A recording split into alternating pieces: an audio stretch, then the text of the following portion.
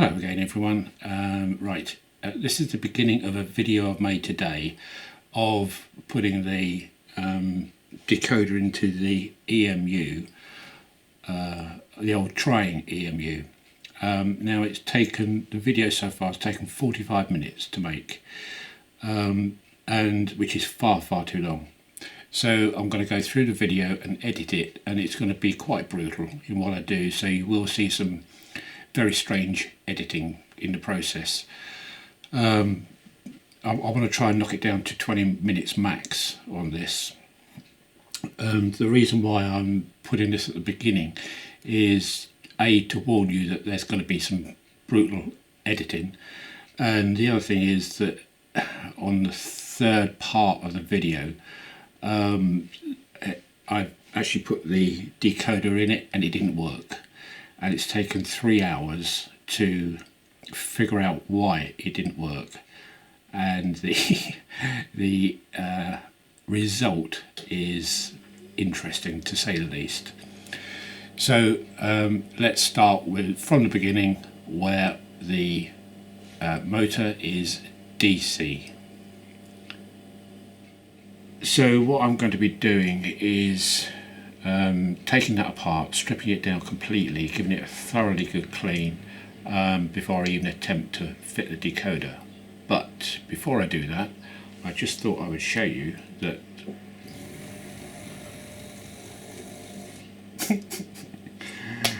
isn't that amazing?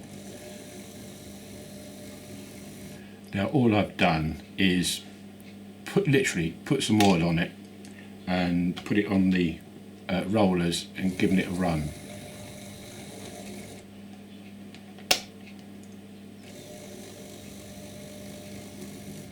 And you know, the amazing thing was that as soon as I started running it and it started getting warm, I got that fantastic smell of the old electric train sets you used to have as a kid. They always had that aroma, if you like, that smell of the motors getting a bit warm, and that is doing exactly the same. And I haven't smelt that for years and years. Absolutely fabulous. Anyway, let's bring this back into shot. So there we go. As you can see, hopefully, let's get this right way round. If you looked at, can you see all that green, brown, smudgy stuff in there? That is probably from carpets and nicotine and everything else. And oh, it's shocking, really is shocking. It was totally bone dry. So what I should be doing is taking this completely apart and giving it a good clean. I should do this off camera because there's no point you seeing what I'm doing there. It's literally a case of unbolting everything, giving it a good clean and putting it back together again. As you can see, it's got all the old wiring on it. I won't be ripping it apart, I should be taking it apart, because what I want to do, I want to save as much of that original wiring as I possibly can, just so that I can put this back in its DC format again, should I want to. So it's a case of preserving the prosperity, if you like, of this loco, or the motor itself.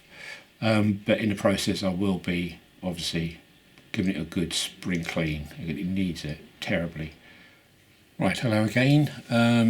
Before I start cleaning this up, I just thought I would show you the component parts of that loco, of the motor. As I said, I wanted to take it completely apart to give it a thorough clean, and these are really its component form now. So here is the old wiring loom, which I won't be using apart from this terminal here, this one. I should want to keep that, and also this part of the wiring loom, that part again with that terminal and that tag, because these terminals here are used for the front light, to light up the little V symbol in the front. So I should want to keep those, plus that tag here, because that goes through the center bolt for where the magnet is, and I shall need that, I think, for the latest stage of the earth wire from the decoder. But that main part there, apart from that terminal there, is now scrap, but I won't throw it.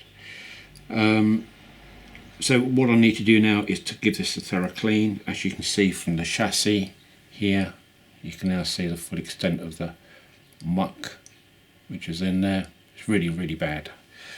So that'll be cleaned up. The one item which you can't see for the moment, which I'll get, is the magnet. Now, one magnet, the old magnet, is over that way, and I've got a new magnet in my hand here, and the reason I'm keeping it separate is because it's a new Neo, I think they're called Neo magnets, incredibly strong magnet. So I'm gonna put that in. It's specially made for this particular motor, so I'm hoping it's going to drop in and perform well, but I'm keeping it well away from everything because it is really, really powerful. So I'm going to shove that over there. God. So there we go. So now I've got to just clean all this lot up and then reassemble it, and then I'll be back. Okay, so bye for now. Right, hello again everyone. So the motor is now fully cleaned and reassembled and now ready for the fitting of the decoder. I've stripped it right down, obviously, as you saw, and just taken away the bits and pieces which I no longer need. There was a copper strip which runs through the centre here and attaches underneath the magnet. I don't need that now, so I've taken that off. So all I've got left at this end really is this, in effect, a spring clip, which is used originally to take current from the brushes, but that's now really acting as a spring clip to hold the brushes against the commutator. But I will have to insulate both those once I've finished putting the wiring on. The way the commutator comes out is that once you have taken this top piece off, the magnet off, and the side pillars, so in other words all that center assembly, once that's all gone, the only thing holding it left in are the front and rear bearings here and here, and you can take those out by prising off the end cap here, which is just a sprung steel which wraps around the casing. So it's a case of just prising that off, but be careful when you do, because in that felt washer is a brass bearing which is held in by that dimple just there. So when you take that felt pad off, there will be inside a brass bearing with a little ball bearing inside. Just make sure you don't drop that on the floor and lose it. But apart from that, it's fairly straightforward. The little piece of red here, you see, is just a piece of heat shrink, which I've just popped on just so I don't forget. Many a times I've put a soldered joint together and then forgotten that I've got to put the heat shrink, the heat shrink on. So I'll pop that on already so I don't forget. So we're now ready to solder on the decoder. So with that, and what I've got down here are the two little insulators for the clip, for the brushes, and a small tag which came off the original piece of wiring. So I've taken the old wiring off, just pre-tinned it, ready for a wire to be accepted to it, which is probably going to be the first one I make, because it's just going to be easier to do it off the loco than it would be assembling the loom to this. So I will get the decoder out now, and the one I'm using for this is made by TCS, and several reasons why, well, two reasons really why I'm using this. One is it's a harness, so that the decoder is just plugged into the harness, and I prefer to use those sorts rather than the decoder which is always attached to the harness on this particular occasion. When I'm just putting a decoder into a straightforward DCC ready loco, then I'll use a standard type decoder, but for this purpose I tend to use the separate harness from the decoder. And the other reason why I've chosen this one is that it's rated at 1.3 amp.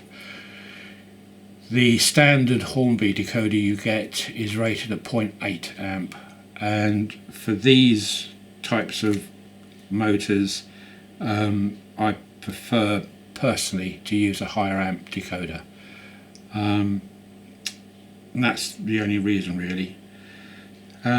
So let's get on, and what we don't need is this socket at the end, this 8-pin socket. So put that over there. So all we need to do is cut. This is the bit which always worries me. Make sure that I cut the right socket off, because I have in the past cut that socket off, which is of course absolutely no use to anybody. And the only wires we're interested in is the black, red, grey and orange. All the rest can be ignored, but I'm not going to cut them off because this particular loco has got a light at the front, as you know, and I'm still debating whether to have that permanently wired in so that it's on the track feed, or to use the purple wire so that I can switch it.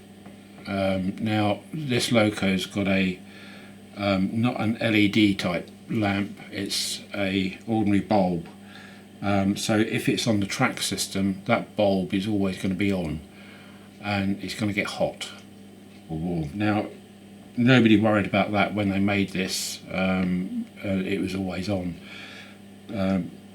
but not when it was stationary of course, but when this is stationary, if I leave it on the track feed, then it will always be on, being DCC rather than DC. So I'm going to leave the cable. Normally I'll cut them all off apart from the 4 I need, but I'm going to leave these on for the time being, and I will do the light at another time. So I need the black, the red, not the purple, the grey and the orange.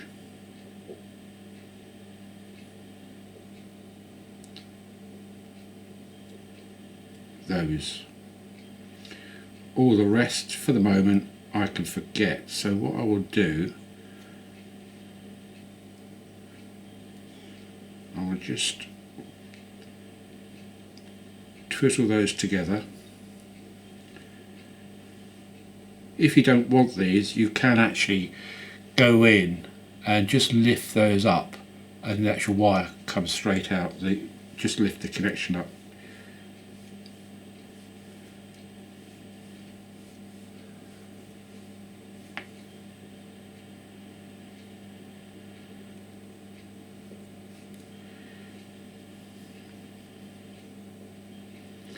Okay.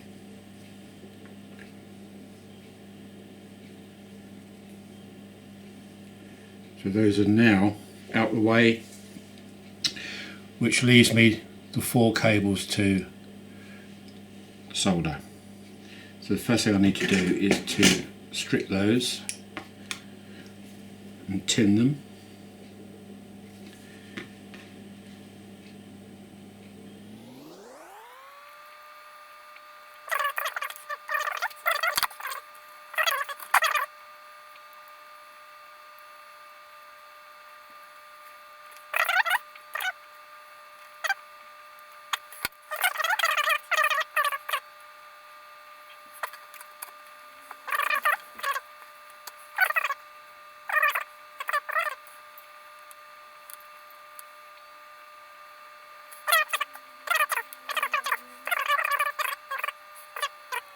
a different way or a better way of doing it, then please do. So the next thing I want to do is to solder this little tag on down here, and that goes onto the one of the track wires, which in this case is the red wire.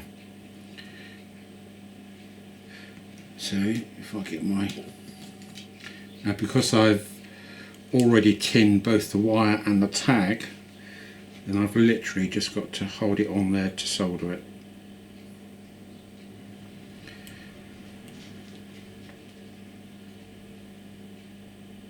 Hopefully.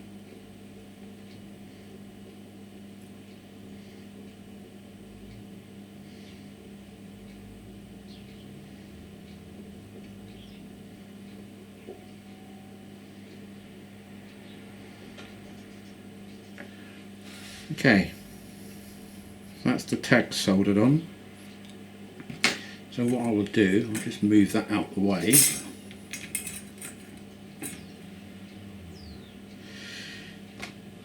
And we'll pop that on the motor, and that goes through the centre screw on the top mount here, just there.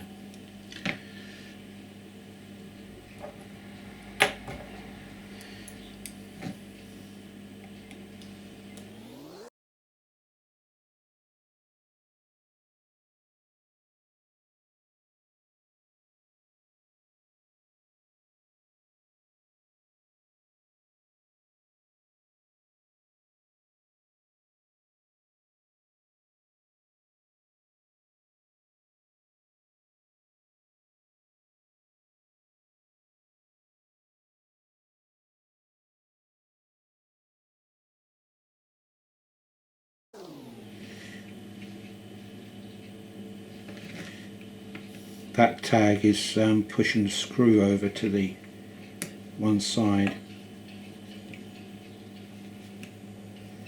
That's got it. It was this tag which was not making it in line. Okay, so that's the first of the 4 connections. So the next cable I'm going to do is the grey, because that gets connected to this left hand side, depending on which way you're looking at it, brush. So I will solder that onto there.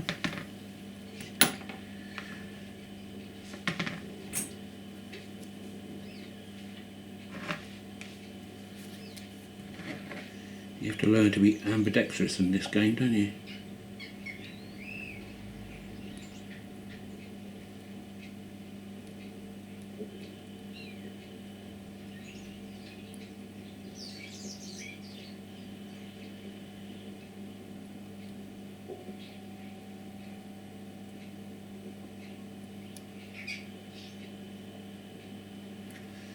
Okay, that's the grey. The next one is the orange, which goes to the other side of the brush, or the other brush, should I say.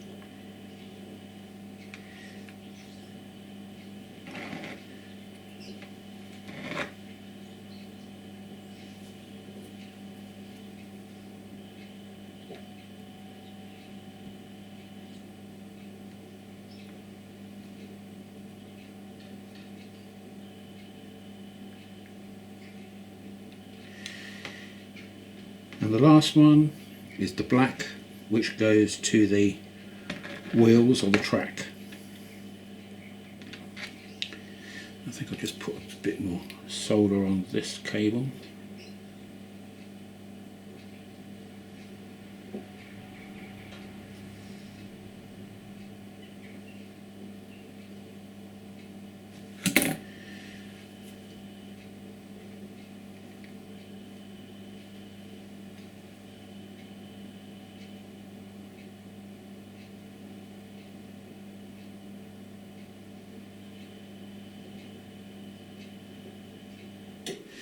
And there we have it. So all I've got to do now is the insulation, which, from the tweezers. The first one is to bring this heat shrink up now. Shrink that on.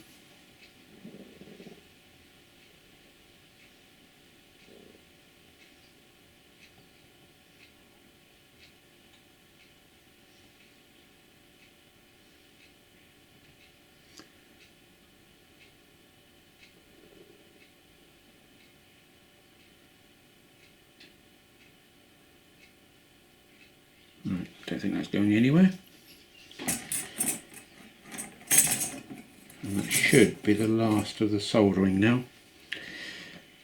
So all I've got to do now is to insulate these two brushes, which is going to be a bit of a bugger's nightmare, excuse my French.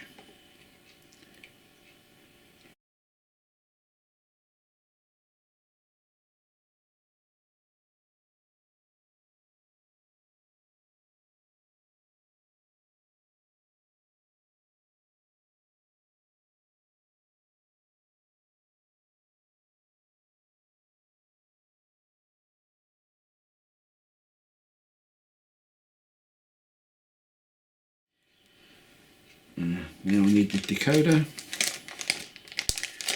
Now I know from past experience that putting these in for the first time can also be a bit of a pain, but let's give it a go and hopefully it will just slide in.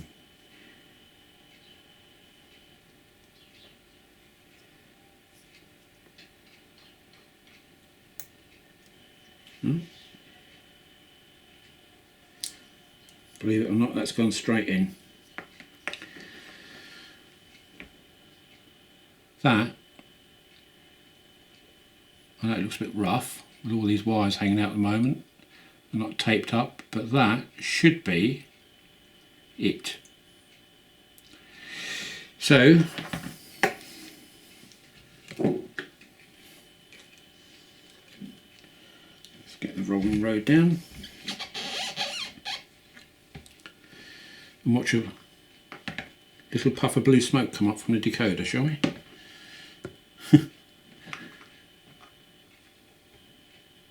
Right, here we go.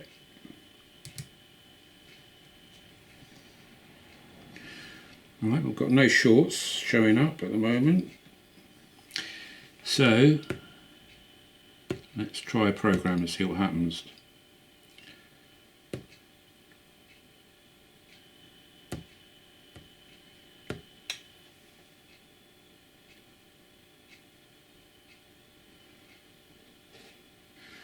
Nothing.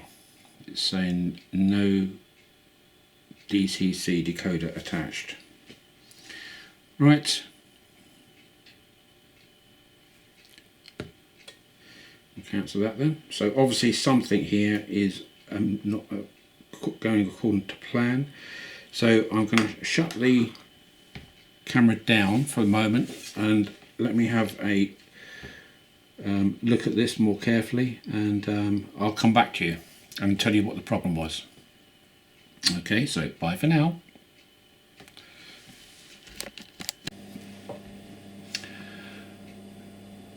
Hello everyone. Right, back on track, as they say, literally.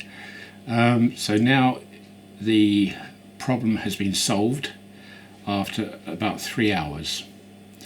I rechecked all the wiring, I unsoldered all the wiring, I resoldered all the wiring, I cleaned it again, all to no avail, and the blessed thing still wouldn't work. I could not get this decoder to read, and I was having a nightmare with it. I really was. I didn't know where to actually look next because I thought I'd covered every base. But obviously not, because it still wouldn't work. So there was something there which was making it not read on the controller. And as I say, it took about 3 hours to finally figure out what it was. And after a long head scratching campaign of this, I looked and I thought, I wonder if it's that. And it was. And that was the wheels. Now, for some reason, obviously a long time ago, 4 or 5 years ago, when I started swapping these over to knurled wheels and non-knurled wheels, for some reason I had obviously put in a wrong set of wheels, and they were wrong in the fact, well, they were right for DC but not for DCC. They were, well, I'll show you. Oh, no, I can't. The wheels on when I started doing it were non-isolated. In other words, they were picking up the same current. Now, on this, one side has to be isolated, and the other side direct onto the axle. And the way I found out was that I thought, well, I've got nothing to lose. I'll just swap the wheels out. I'll swap the decoder out from the other unit, the DMU, which you saw running, and I swapped the wheels out of that. Lo and behold,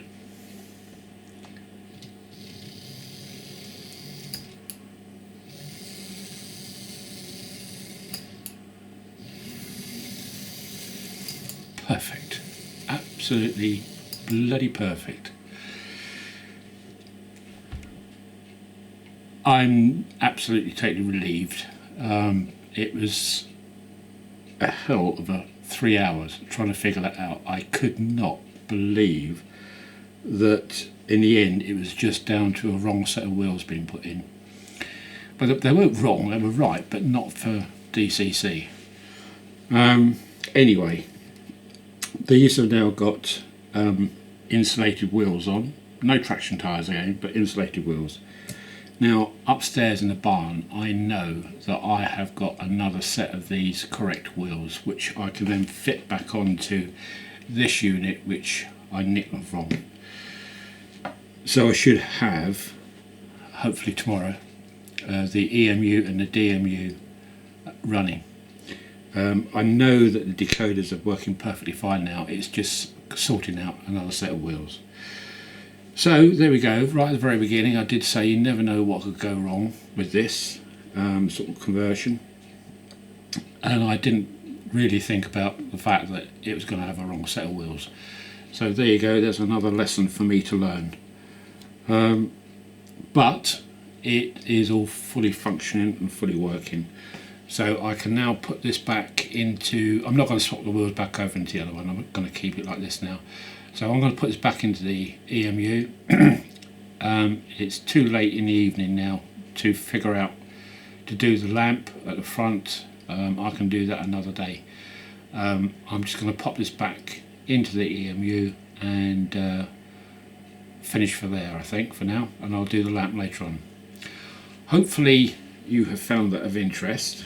It's certainly brought to attention for me the importance of getting absolutely everything right on this. You think you've sussed it out, you've got everything, and lo and behold, something comes and bites you up the bum and says, no, you haven't. So there you go, all complete, all done and dusted. I can now assemble it back into the coach itself, and the jobs are good, and apart from that front lamp, which I will fix. Okay, so thank you for watching, and I hope that you found that of interest. So bye for now, and I'll speak to you later. Bye.